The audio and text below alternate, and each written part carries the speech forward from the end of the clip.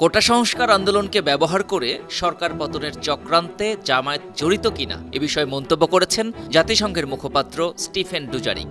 জাতিসংঘের নিয়মিত সংবাদ ব্রিফিংয়ে প্রশ্নটি করেন বাংলাদেশ প্রতিদিনের সাংবাদিক লাভলু আনসার। লাভলু তার প্রশ্নে বলেন, using Bangladesh ongoing quota reform movement by students, বাংলাদেশের ছাত্র আন্দোলনকে ঢাল হিসেবে ব্যবহার করে পরিত্যক্ত রাজনৈতিক দল জামাত ধ্বংসাত্মক কর্মকাণ্ডে যুক্ত। সম্প্রতি বাংলাদেশের প্রধানমন্ত্রী শেখ হাসিনার সাথে দেশটির ব্যবসায়ী নেতৃবৃন্দের একটি বৈঠক হয়। সেখানে ব্যবসায়ী নেতৃবৃন্দ প্রধানমন্ত্রীকে জানান, জামাত কোটা সংস্কার আন্দোলনকে ব্যবহার করে সরকারকে উৎখাত করতে চায়। এ বিষয়ে জাতিসংঘ সেক্রেটারি জেনারেলের কোনো পর্যবেক্ষণ আছে কি? জবাবে জাতিসংঘের মুখপাত্র স্টিফেন ডুজারিক বলেন,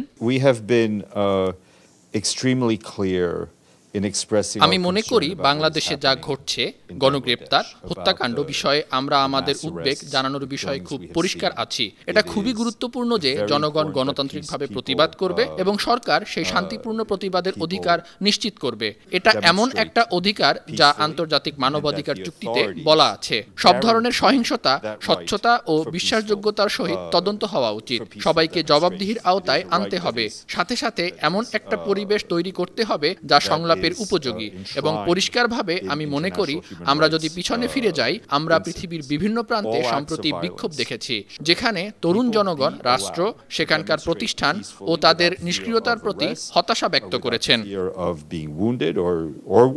আন্তর্জাতিক ডেস্ক 52 টিভি।